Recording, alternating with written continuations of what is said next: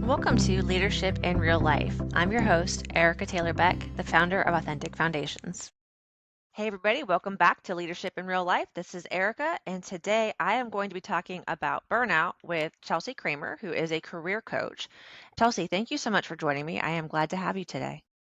Yeah, thank you, Erica. Excited to be here. Excellent. Do you want to share a little bit more about yourself, what you do, what's your story, why you're here today? Absolutely.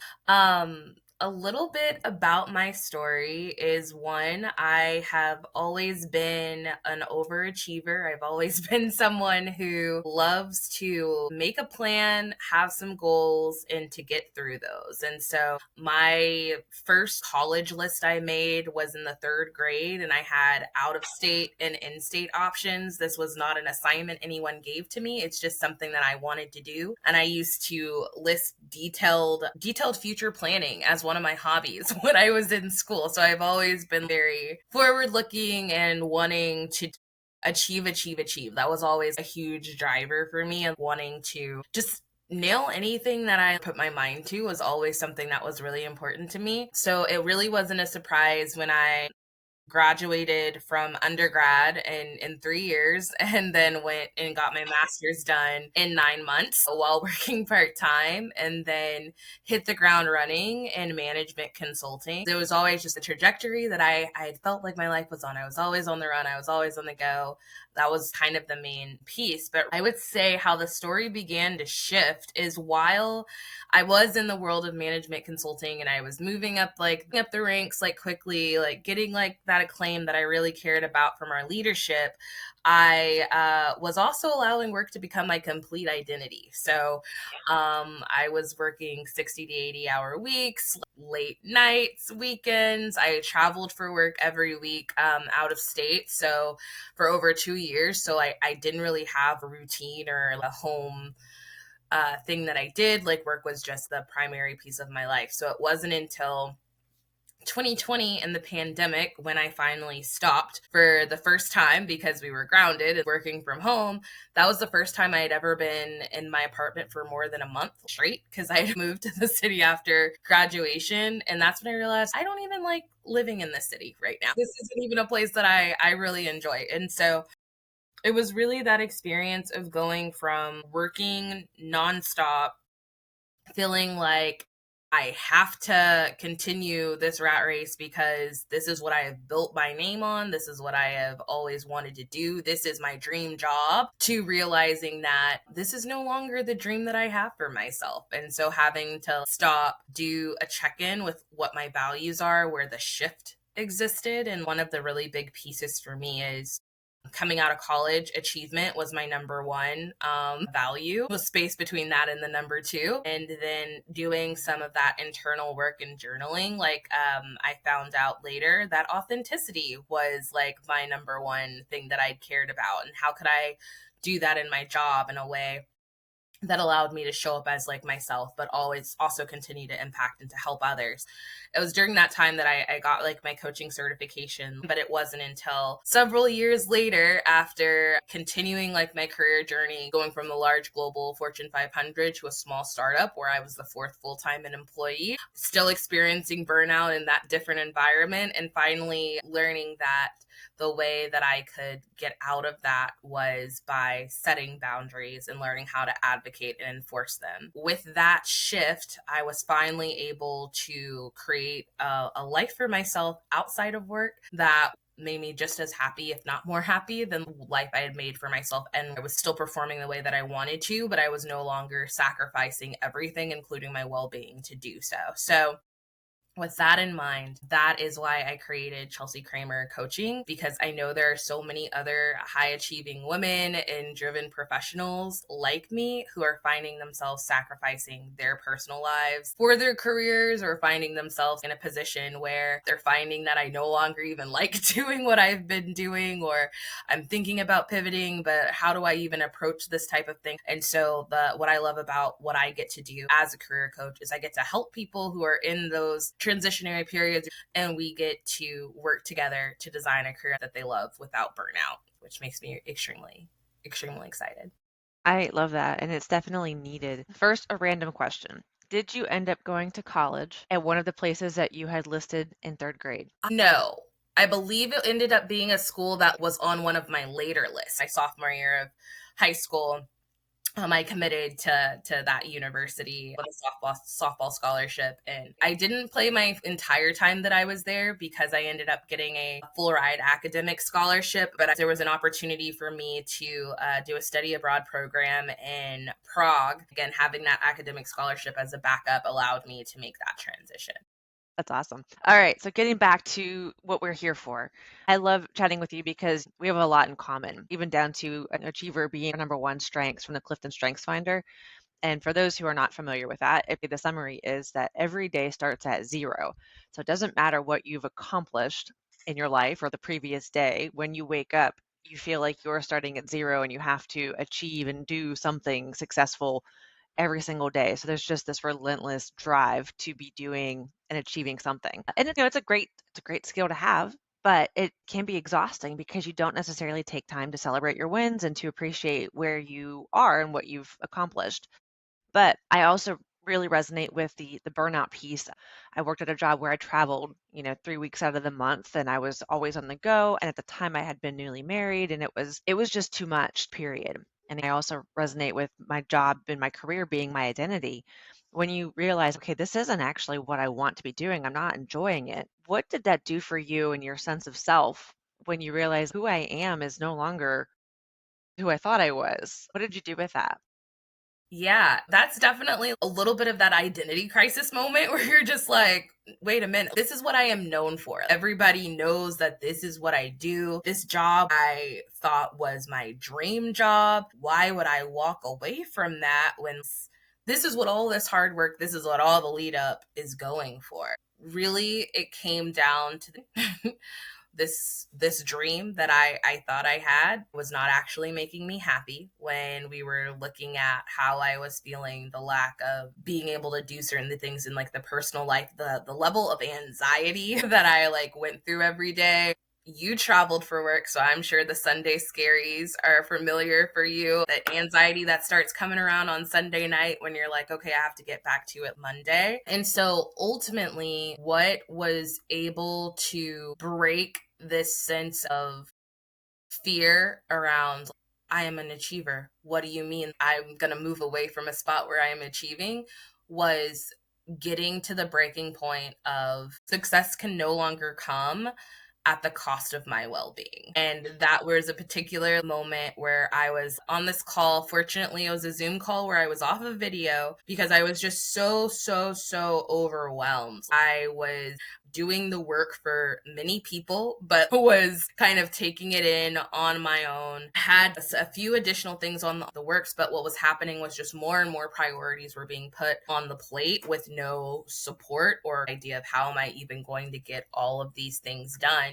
And ended up on the call, I just started crying because of how overwhelmed I was, and I was going on and off of mute to be able to answer their questions. And after I got off of the call, I went and sat on my bedroom floor and cried. And that was the breaking point of no matter how I have identified or how I have done this, I could not live this way. And I cannot keep doing life this way. It cannot come at the cost of my well-being and my sanity.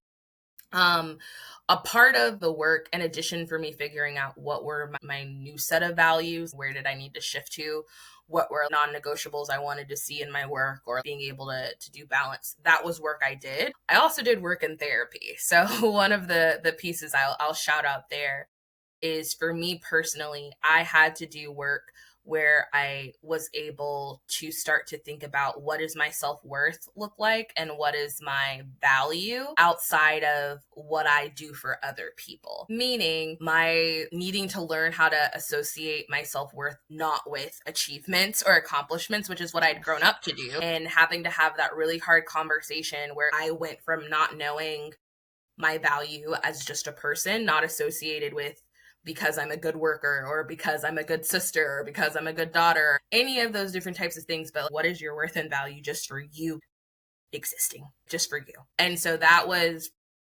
really tough because again, it's like programmed for years to you chase the accomplishment. That is like where we get the high, but having to do that self-reflection, that work to learn that I'm more than my accomplishments and those don't define me as a person or my value was part of how do we be okay with shifting away from this identity of achiever. Like, it's still a part of me. I still love I still love to achieve things. I'm a very competitive person. I still have my to-do list, but I no longer lead with that. That is no longer my number one of how I Right. show. Same, all of it. One thing after I had quit the corporate world last year, so it's been a little over a year since I stepped away, I was at a job where I was super overwhelmed because it never stopped and there were no boundaries. There was no pushing back because it just didn't matter. And the culture was totally opposite of what I try to create for the people that I lead. And because I'd only been there for a short period of time and I was so burned out, I was sitting at my desk for 12, 14 hours a day. I was working weekends, I was working holidays because I just couldn't keep up. I'm somebody like you, I'm a doer. I get stuff done quickly, I get a lot of stuff done. I could not keep up. I was challenging and pushing back and trying to set these buffers, and it wasn't doing anything. And so I got to a point where I was like, there has to be more to life than this. Like, this can't be the rest of my career, the rest of life. I took a step back and said, okay, if, I'm not doing this anymore. But then what came from that was the challenge of, okay, well, if I'm not my job anymore, where I got all of this validation, who am I?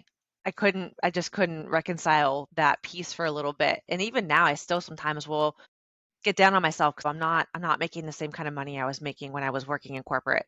So what am I doing something wrong? And it's like, no, like you really have to rewire your thought process. And it can take a while to shake that. And I think that's something that holds people back when they're going through burnout is letting go of that security blanket of your career, of your identity, if that's something that you are holding and identifying with, but also by focusing on these external factors of these achievements and accomplishments, you're not really letting people in to who you are as a human being. And there's a Mhm. safety of keeping people at a distance. And that was something too, where if I don't have these things to identify and people don't know me by my career anymore, they have to know me as a person. And that's something that can be really scary too if you haven't done the work to figure out who you are and work through all of that stuff. So that's something it can really hold folks back. But one thing you and I chatted about was that, you mentioned working 60, 80-hour work weeks. The job never necessarily comes out and demands that. They're not going to tell you you have to, especially if you're only being paid for 40. They're not Mhm. going to tell you that you have to do it. But if you're somebody who feels like you need to do that or you want to do that or you like doing that, they're not going to say no. I've never seen anyone be like, wow, you seem like you're working way too much, take some time off and really mean it. They're like, oh, okay, well, if you don't want to, you don't have to. That's fine. And so, what has your experience been with that, trying to help women step aside from those unseen shackles, essentially? The people, they're not going to Mhm. tell you to do it, but they're not going to tell you not to do it either. Yeah, I would say that the biggest thing, and one of the things I really enjoy helping clients with because it changed my life, is when it comes to prioritization and really aligning on those expectations with your management team. Because used to, and this is what would lead to those late nights and all those things, is I would already have my set of priorities, the things that leadership had shared that they needed by this time. And that's what I was working to get done. But then at the last hour, that's when they come with this other assignment. And this is now the number one urgent thing that they need you to get done. And what I was doing early in my career, and what a lot of women often do, is I would just take it at face value. They said that this is now the priority, this has to get done. I need to do this in addition to my other priorities. In order for me to be able to do all of these things, there's not enough hours in the workday. I'll cancel that dinner with friends and I'll do it at night instead. I have done this. I brought my work laptop to my friend's bachelorette party. Sorry, Conley. I've learned we've shifted. She's seen the growth personally, but at that time, it became a thing of I have to work around this and make it fit no matter what it means I have to do in my life, because this is what they need done. This is what they need from me. And that idea of I'm going to make it happen. To your point, when it's Monday morning and I got all of the things done, my leader's not like, oh, did you sacrifice your weekend in order to get all of these things done that I had asked for? There was no kind of check-in like that happened on Hmm. the back end. And so what is so important that I have learned and I share with my clients is whenever you get a net new priority from your leaders, something needs to happen. A few of those options can look like something else that is on your priority list. There needs to be delayed, the deadline needs to be shifted or pushed back or negotiated to a later time. It needs to be delegated. There needs to be somebody else on the team who can take something off of your plate in order for you to shift to focus on this current priority, or it needs to be deleted. Like it might not even be something that is important for the team to complete based off of what this new priority is. So instead of making the assumption that everything is the number one priority, it's the thank you for sharing that. I understand that this is something that we want to get done by this time. In order to be able to do that, we're going to need to shift something else on my priority list. Here's the other things that I'm working on. One thing I find that leaders find helpful is coming with a perspective. So if you take a look at your other priorities and things, sharing, here's the other things I'm working on. I think that we can, and let them know if you think it's something that could potentially be delegated, delayed, or deleted at that point. But give your leader an opportunity to react to that and share with you what their thoughts are. And if it becomes a piece of, well, I don't want to do any of those things, I want them all still done at this time, that is when you need to be realistic about expectations of either, I do not have the bandwidth to be able to complete all of these things by this time, but here's what I can do. How can we work together to make that happen? And I know one other thing, Erika, that we've previously talked about is that sometimes there is a pedal to the metal moment where, okay, we have to sacrifice like a little to get something done. What is that potentially going to look like? So it's also communicating around that particular moment. So like example of this is, I know for this one like rollout or launch that I was working on like the other year, like with my boss, like we were getting ready to do this launch and then we had like a technical difficulty where like the data was not syncing the way that it was supposed to do. It was going to mess up the reporting on the back end. Like we had to get a fix for it then. So that particular night, I had to work later than what I usually do in order to find a fix for it so that we would be able to get this done. But two things I did that were different than what I would have done in the past. In the past, I would have just worked throughout the night, not told anyone about it. And it's just like the next morning, it would have just been fixed. It would have been like, oh, I did it. Instead, this time around, one of the things I know I've mentioned to you is I enjoy playing tennis. Tennis is like one of my happy places. So for my boss, it was letting them know that, hey, I have tennis from 6 to 7:30. I will be gone at that time. I will plan to work on this later that night. That is not something I would usually offer to do, but at the same time, I'd already paid for my tennis. It is a happy spot for me. I was not skipping tennis. Something that I was willing to do was to put in that time afterwards. An additional piece of something that happened following that and being able to complete that night was talking to my boss about, hey, I was able to complete this last night by putting in the effort from this time to this time. I plan to sign off early tomorrow.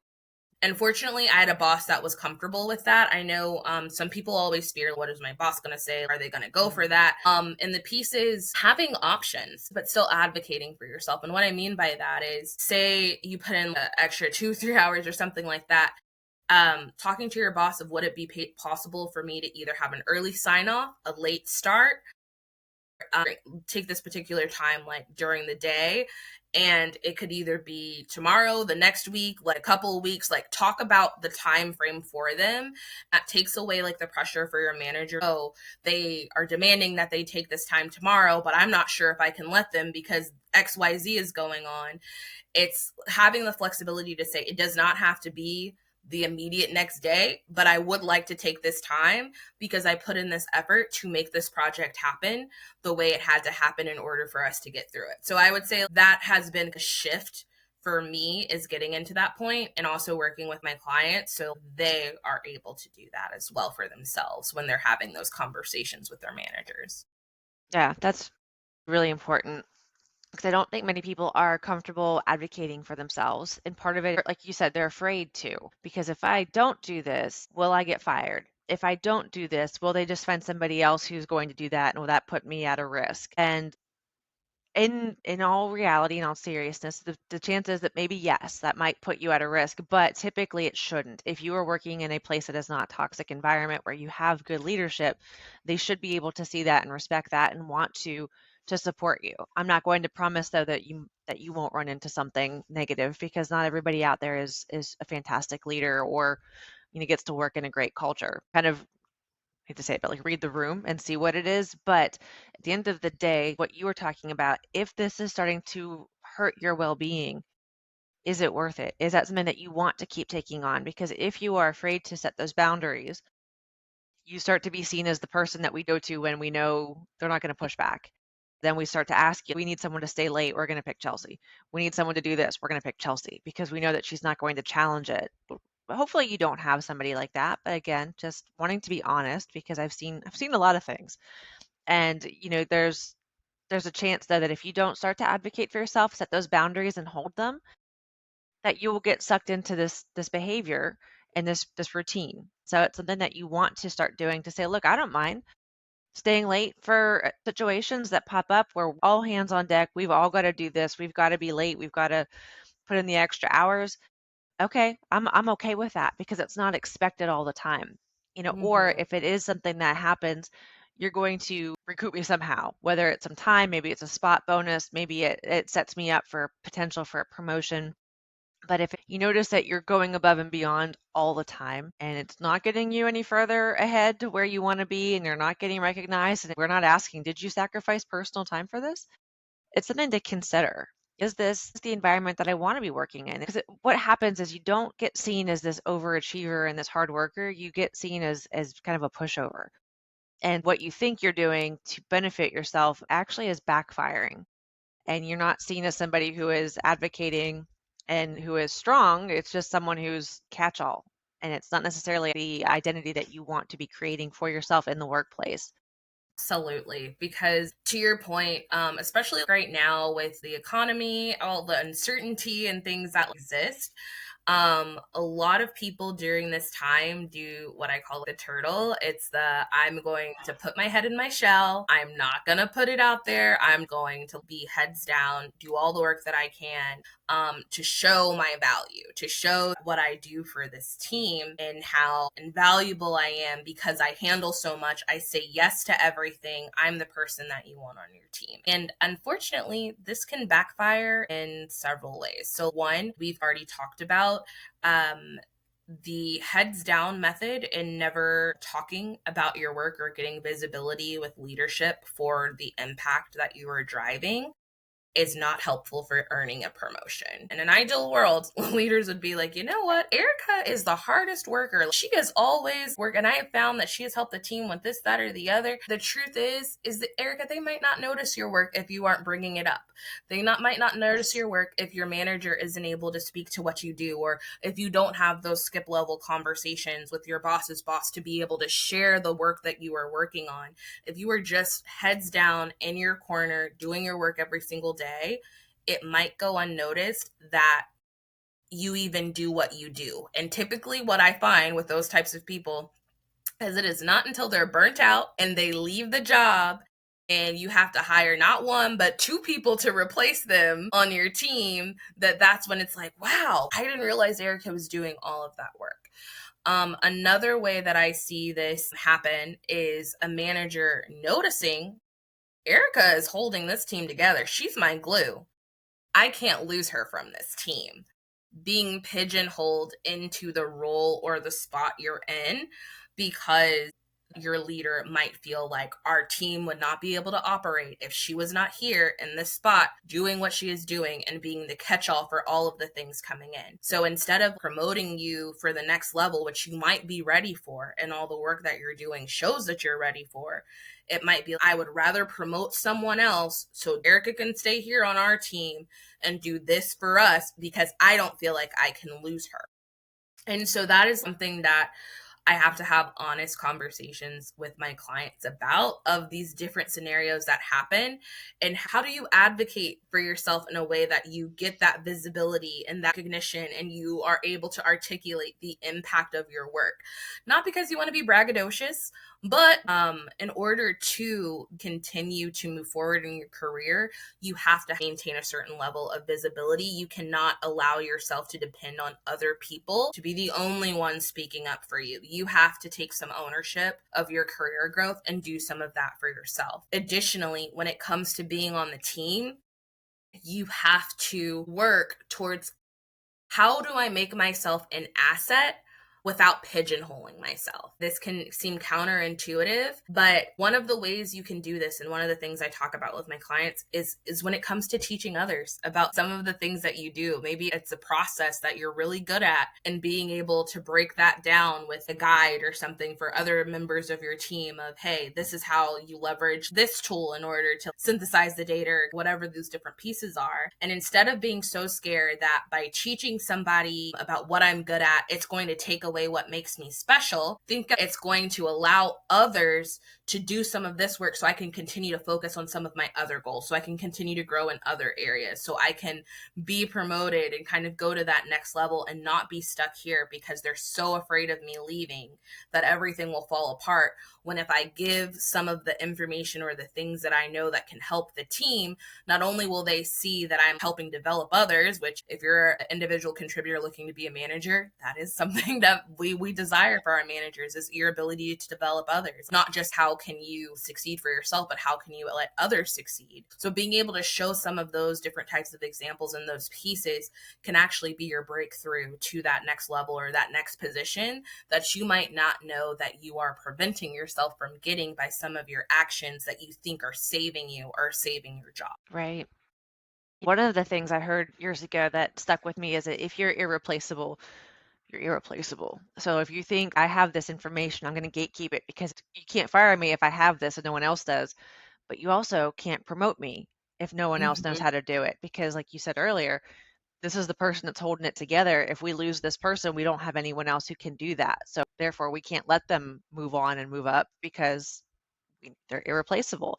So you don't want to shoot yourself in the foot. And like you were also saying, it does look good for you to be a team player, to help other people develop and grow their skills. And one thing I've learned over the years is that keep a I don't say a brag book, but like a folder or a file or something on your desktop or on your email where people thank you for your help. Kind of like a kudos folder. If you are doing certain projects or things that are beyond your normal day to day, add it to the file in the folder. And when you have your one-on-one, or if you do get a skip level with your manager's manager, be sure to bring that stuff up. And it's not necessarily because your manager doesn't want to acknowledge, or they just forget, especially if they have multiple people they're managing and they have their own tasks and projects.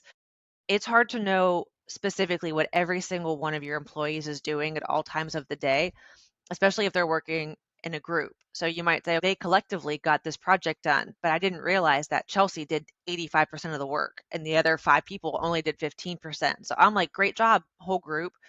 But really, it was all on Chelsey.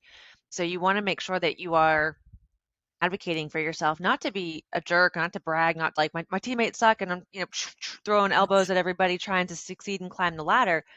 But you have to be able to share what you're doing because it, again, your manager just can't be with you at all times. And all they're really looking at is the end goal. And we know that this whole thing got done, but I don't know the details of how it happened.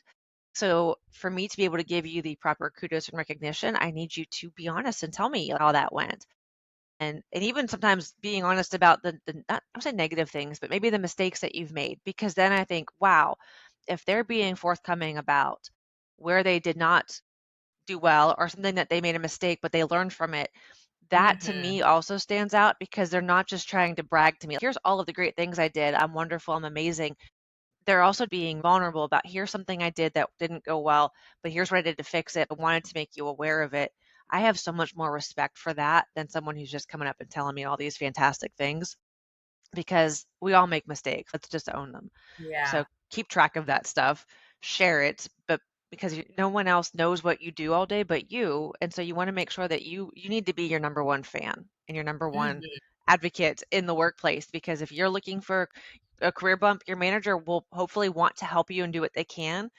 But at the end of the day, you are responsible for your growth and what you do. You can't expect my manager to just, well, I just thought that they knew what I was doing. I thought they knew I was working late nights. I thought they would just appreciate that this stuff happened. And I'm sure that they do appreciate it, but they don't always know. And you can't make those assumptions because it doesn't usually end the way that you hope it will. Erika, mic drop, because you just dropped so many wonderful gems there, and they truly make me so excited. And definitely a few things that I would like to plus one on is tracking our wins and tracking our lessons learned, like Erika shared. So I know a few ways that I practice that, and I encourage clients to practice that, is having a folder in your email inbox. I call mine my highs and lows folder. You can call yours whatever you want it, but that's where, to your point, when I get that response to that email of thank you, this turned out so great, or like a piece of like feedback or any type of thing like that, I move it from the general inbox over to my high and lows folder.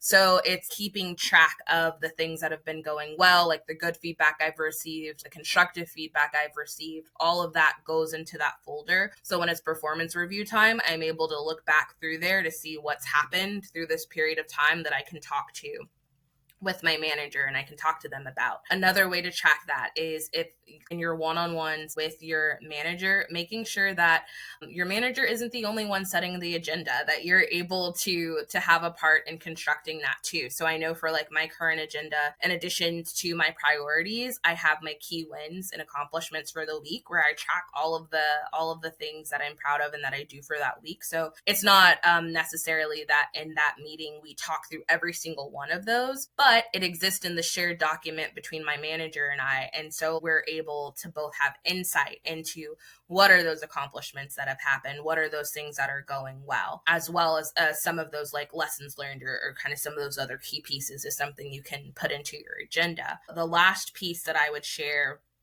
that can be so helpful to really bring both of these parts together that Erika has been talking about is requesting feedback from others. So if your company has like a platform where you're able to request like feedback from your colleagues or something, great. Leverage that. And typically what I do too is I'm specific about what I want feedback for. And by doing that, not waiting until it's just performance review time for, oh, who all did I work with this year? What can they speak to? Do it in a time sensitive way. We just finished this project. One of the big components had to do with synthesizing this data, creating this document, and presenting this recommendation in this meeting. I want to reach out to this person and this person who I worked with during this process. And specifically, I want to ask them, can you speak to working with me on XYZ project and my ability to present this executive level debrief? Or kind of whatever piece, and be specific about what you want people to speak to in the feedback that you're requesting, and get those things throughout the year. And again, if it doesn't exist in a platform that's set up through your workspace, then you can either ask through Slacks, Teams, an email, etc., and then just screenshot or save and put that in that highs and lows folder. So it's another way for you to be able to tie back to that when it comes to what are my strengths, what is going really well, what do I want to make sure there's visibility around. And then when it comes to wanting to continue to invest in yourself and grow, you're also able to take a look at the feedback side of that, the lessons learned side of that, and be like, okay, what are some themes? What are areas that I either need to develop my skill set in or I need specific experiences in? And then that lets you take those conversations in with your manager and be more specific. I'm looking to grow in XYZ way. If there's an opportunity to get this experience, what could I do? Looking at, does it exist internally within the company? Is it an external thing you need to pursue? It allows you to be able to have those conversations when you have that level of awareness. So I really loved what you shared, Erika, on that. Thank you. And thank you for those add-ons. Chelsey, with going back to burnout, for folks who are listening and thinking, oh my gosh, I am resonating with what you two are talking about, how do they recognize burnout? What are some of the symptoms that if they're, I don't feel like I'm burned out, so how do I know that maybe I should be setting these better boundaries? What symptoms or signs might they recognize to help them think I'm there?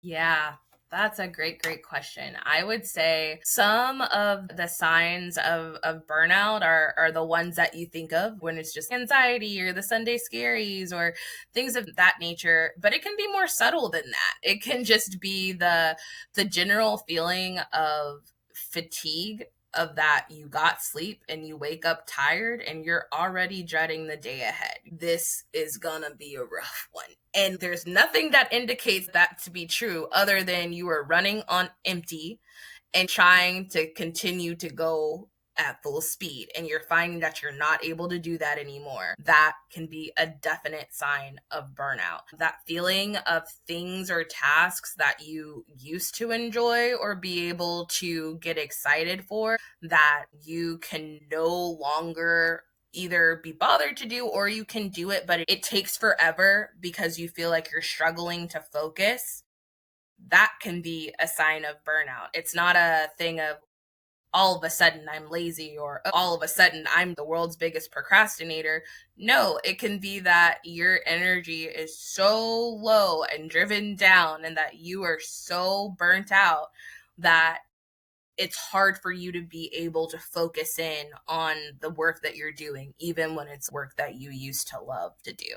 That can be a big component of it. I would say another piece around burnout would also be thinking about how you are showing up in your personal life. So that kind of piece of being unable to attend the things that you would normally attend, or having to say no because you feel like you just have to spend all of your energy towards your work, or you're unable to step away or separate the work.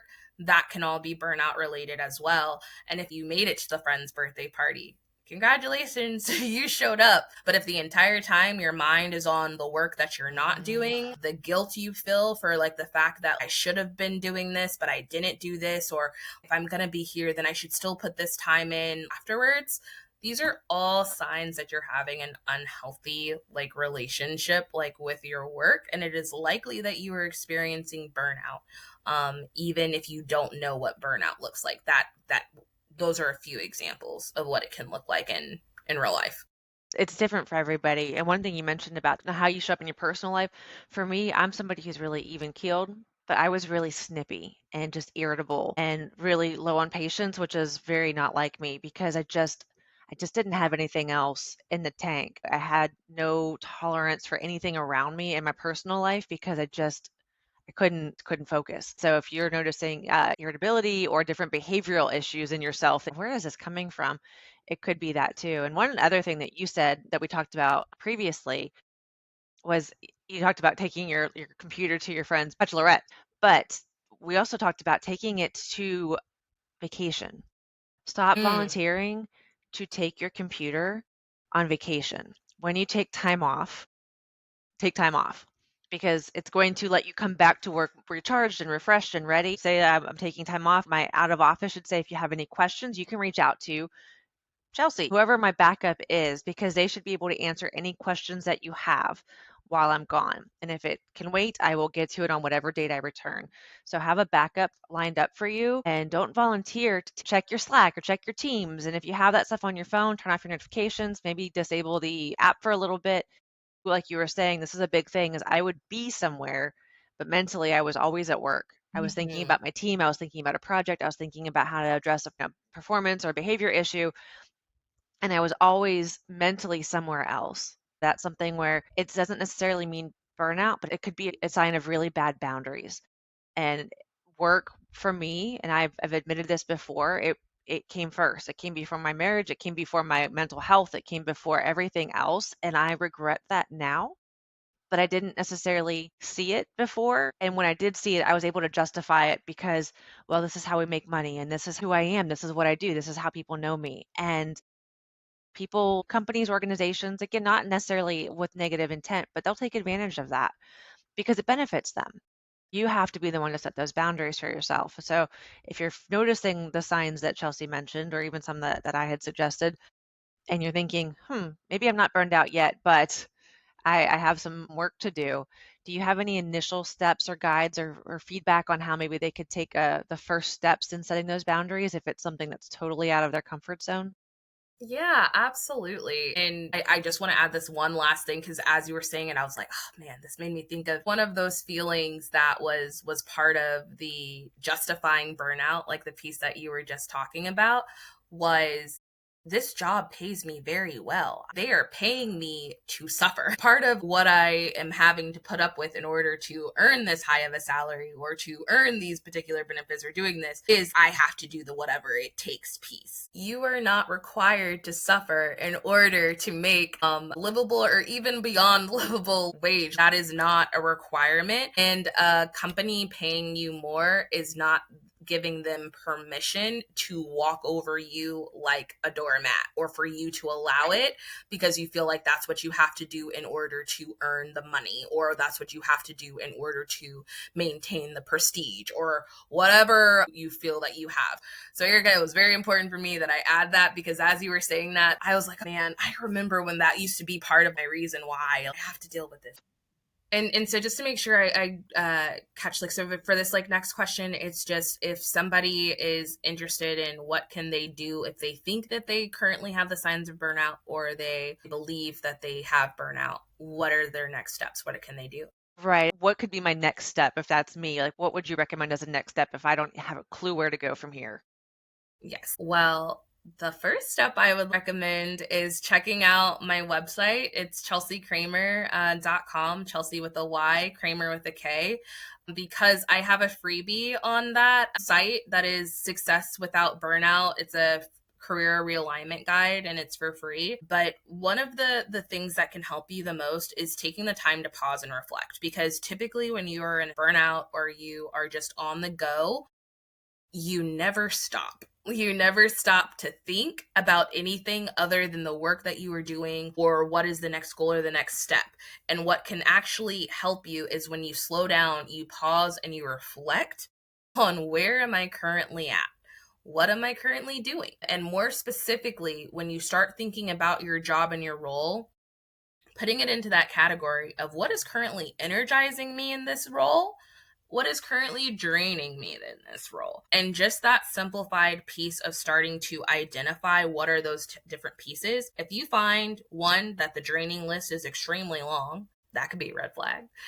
If you find that there's something on the draining list that has become the largest part of your job, that can be a red flag. So it could just be the fact that used to you were only doing this particular thing 50% of the time, and you were still doing 50% of the activities that were energizing you in your job, and now you're finding that it's at 80% on this particular draining task or this thing that is consistently bringing you down. It is starting to get an idea of where things are at can help you decide what are my next steps. But you can't figure out what are your next steps until you understand what is your current situation. How are you feeling about your current situation?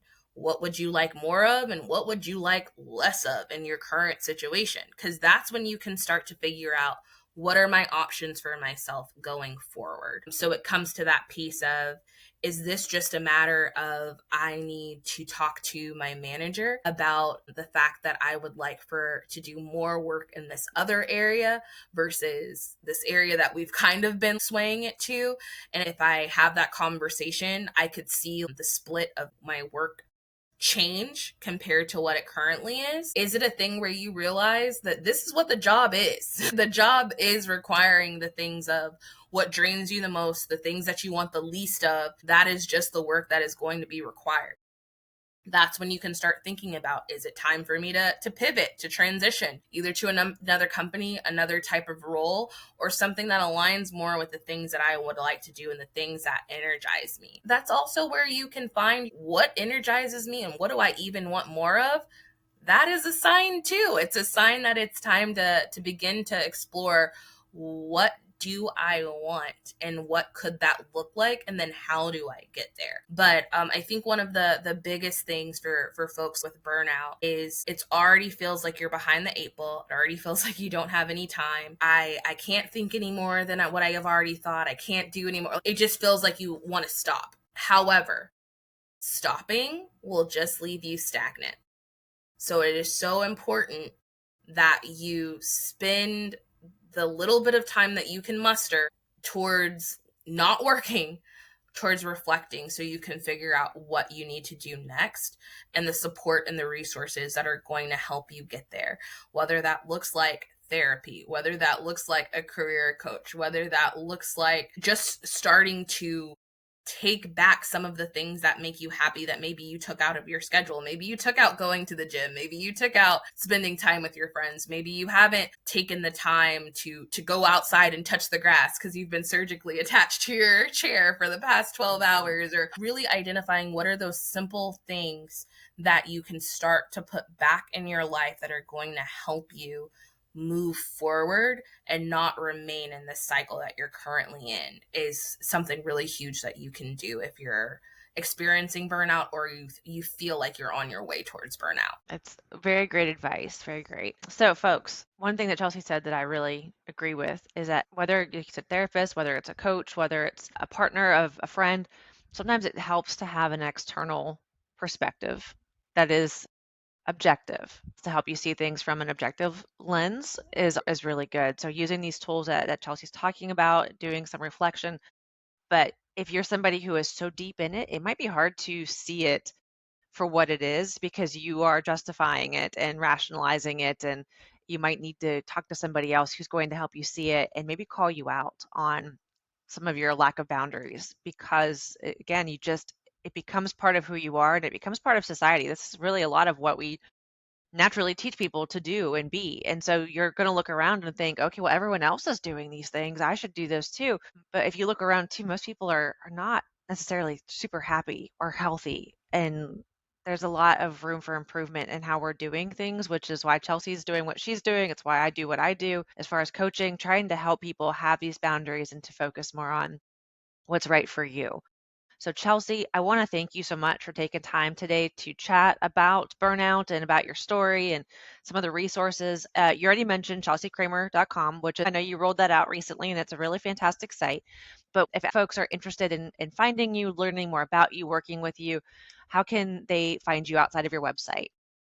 Yeah, outside of my website, you can find me on social media. I'm at Chelsey Kramer Coaching across Instagram, YouTube, TikTok, Facebook, as well as I'm always happy like when folks like connect with me like on LinkedIn, and just to be able to get connected. I share a lot around tips are on career clarity, how you gain that, setting and enforcing boundaries, because as Erika and I have talked about, once you set boundaries, they will be tested. So enforcing them is the next big thing, as well as burnout prevention and recovery are all topics that I talk about there. If you get to know me or you start to see me and want to have a conversation, like Erika said, just an objective conversation, you can always sign up for a free discovery call. I do 30-minute sessions where you can share a little bit more about what you're going through and we can have a conversation about it in a way that no stakes. It's just really being able to understand a little bit more about your current state and where you're wanting to go.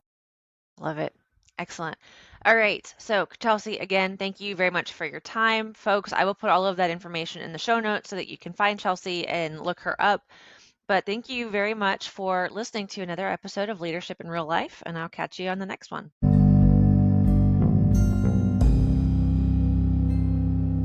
If you are interested in looking at any of my online courses or my coaching services, you can find them at authenticfoundations.podia.com. Use code podcast10 at checkout to get 10% off anything and everything on my website.